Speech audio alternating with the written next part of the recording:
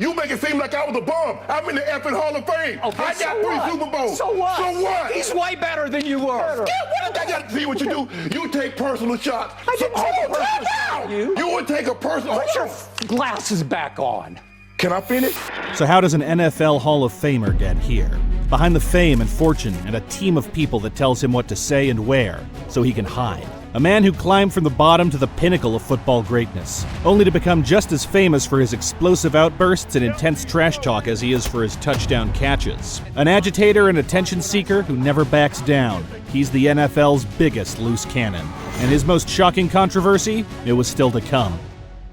Shannon Sharpe's fiery persona didn't come from nowhere. It was forged from birth. Shannon grew up dirt poor under the care of his grandmother. Tiny cinder block house with cement floors and a leaky tin roof. No indoor plumbing, no running water, and no heat except for a small wooden fireplace. He shared that two-bedroom home with his sister, cousins, and older brother Sterling Sharpe. More than 10 family members in total. But that's not even the worst of it. His grandmother was receiving only $197 every 2 weeks as a maid. I looked at her paycheck once, Shannon recalled, shocked at how she kept the family going. Shannon and Sterling learned early that nothing would be handed to them. Fetching water from a well, using an outhouse in the woods, this was normal life. We didn't know we were poor. It was just the norm for us, his brother Sterling explained. Growing up, Shannon idolized Sterling, a gifted athlete who blazed the trail to the NFL first. In their teens, the Sharpe brothers would race to outwork each other, doing farm chores and endless drills in the Georgia heat.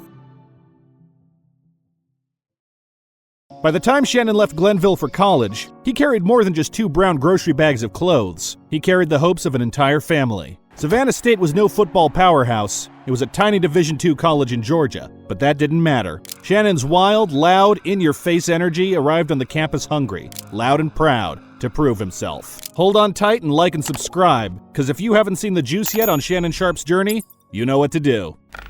You may not know this, but I was never supposed to be a Hall of Fame tight end, or any kind of tight end, or even a Hall of Fame player. By the end of his college career, Sharpe was a 3-time All-American and 3-time Offensive Player of the Year, leading the team in receptions all 4 years. With 192 receptions, 3,744 yards, and 40 TDs, literally rewriting the school record books. One writer noted, one of the best players in SIAC history. Savannah State went 8-1, the best record in the school's history. Yet NFL scouts weren't convinced. Too small for a tight end, too slow for a wide receiver. Even with the insane stat reel, he still didn't seem right for any one position. This was a huge problem. Shannon's name wasn't called until the 7th round of the 1990 NFL Draft. 192nd overall, nearly off the board. The bad vibes became fuel. Sharpe arrived at the Denver Broncos training camp as a long shot, just fighting to make the roster. Early on, it even looked like the scouts might have been right. Just 29 total catches in his first 2 seasons. But behind the scenes, Shannon was transforming himself from a lanky college receiver into a robust NFL tight end. Hitting the weight room, memorizing playbooks, and studying under veterans. When Broncos coaches considered cutting him after a shaky rookie preseason, defensive coordinator Wade Phillips stopped them. Dan, let's put him in the game. We can't cover him. Given a last-minute chance to prove himself, Shannon went wild, throwing his body around on special teams, pancake-blocking linebackers, doing anything to stick around. And it worked. My name was off the board. I made it, said Sharpe. He had saved his NFL dream by pure willpower. Once he carved out a role, Shannon never looked back. The Broncos moved him to tight end full-time by 1992, and he promptly led the team in receptions that year. Over the next decade, he even became an 8-time Pro Bowler and won 3 Super Bowl rings. 2 with Denver, 1 with Baltimore. By the end of his 14-year career, Sharpe held virtually every major NFL tight end record. But even as his play did plenty of talking, it was Shannon's actual talking that made him a household name. You want to be famous? Play good in these type of games. They're a menu for life. The man simply loved to talk, and he was good at it. A fast-talking, country-accented trash talker with a flair for the dramatic. I had a persona as a player. I like to talk, Shannon admitted in his Hall of Fame speech. Reporters joked that when Sharpe got on a roll, you could hear the tape recorders smiling. He was that charismatic.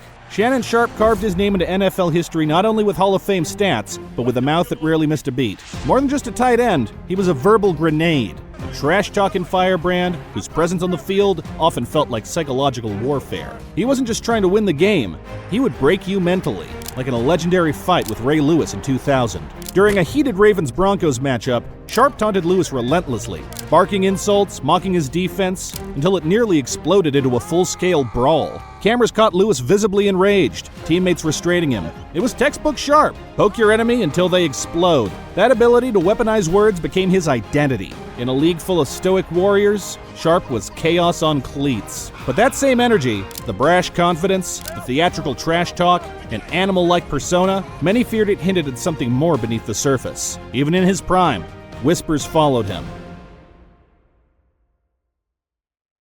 Troubles began to creep in during the late 2000s, long after he transitioned into broadcasting. An anonymous Las Vegas woman suing him for $50 million. He was accused of choking a woman, this time a female production assistant. And I think the average layperson would assume if you're offering 10 million, 20 million, you must have done something. In 2010, Sharp was accused of SA, not keeping his hands to himself. The incident sparked questions about his private life and whether his confrontational public persona extended off the field. And those questions have only grown louder in recent years. More lawsuits piled in, accusing Sharp of much worse things this time. Sharp still denies everything, claims a shakedown orchestrated by high-profile attorney Tony Busby. The $50 million lawsuit seemed well-timed with the upcoming draft and seems already pushed under the rug. But it was too little too late for Shannon. He once said, "I talk big because I back it up," and that truth has never left him. It's the same ego that helped him rise from Savannah State to the NFL Hall of Fame. But now, that confidence is being tested like never before. He was a showman, a champion, and an instigator. He made football more entertaining, but also created chaos at every step. As the on-field drama continues to blur, the question is, how long will the backlash stay behind him? At his peak, Shannon Sharp was one of the most dominant tight ends in NFL history. A three-time Super Bowl champion, he cemented his legacy with a pivotal 96-yard touchdown in the Ravens' 2000 AFC Championship run. After returning to the Broncos, Sharp retired with 815 receptions, 10,060 yards, and 62 touchdowns. Astonishing numbers in his era. But success didn't come without tension. Locker room disputes, emotional outbursts, and a growing feud with Coach Mike Shanahan late in his career painted Sharp as both a leader and a lightning rod for controversy. Despite the behind-the-scenes chaos, he stayed on the field because of one thing: production value. But his intensity sometimes blurred into arrogance, frustrating teammates and coaches. When he transitioned to CBS as a studio analyst, his bold personality was initially refreshing, until it wasn't. By 2016, Sharp found a new home on FS1's Undisputed, alongside Skip Bayless, where his passionate takes drove ratings. Yet his inability to filter himself, from hot mic scandals to escalating on-air fights, eventually wore thin. A 2023 blow-up with Bayless led to Sharp's abrupt and highly public exit. Even his podcast Club Shay Shay, which was packed with A-list guests like Deion Sanders and Cat Williams, has been a double-edged sword. Sharp's refusal to self-censor earned him praise for his authenticity, but also backlash for pushing too far. By 2025, with new allegations, which he still denies, and a step back from ESPN's First Take, Sharp's media empire had shrunk to a forgotten shadow with 1,000 views. Once a Hall of Fame athlete with unreal media potential, he is now on the edge. In Shannon's own words, "You can say I'm loud, you can say I'm obnoxious, you can say I'm arrogant, but I'm going to give my honest opinion. That's all I can give you." Sharp's career never regained the notoriety he enjoyed on Undisputed. That show gave him national reach and, honestly, relevance. A seat at the table in mainstream sports media. Without it, his voice feels louder, but less heard, echoing in smaller arenas. What was once a media empire in the making now stands as a warning. A story of Hall of Fame talent undone by recklessness, where brilliance was drowned out by the inability to hit pause. Shannon Sharp's journey is a scary one, with self-inflicted failures. In a 2024 Club Shay Shay episode, he reflected with rare humility, "I should have known when to shut up." But even as he admitted past mistakes, he stood firm in his commitment to being unfiltered, a choice that defined both his rise and fall. But Shannon Sharp's story is far from over. At 55, he's not quietly golfing into retirement. He's front and center in sports media and cultural conversations, still pushing limits. That is his legacy, a self-made man who refused to be silenced, for better or worse, and in doing so carved out a place in sports history as one of the most dynamic and combustible figures we've ever seen, the biggest loose cannon in NFL history. Shannon Sharp's controversies might sound bad, but you haven't even heard the worst. I want to apologize for my behavior. Organization and fans, I am sorry. If you thought this story was wild, check out this video.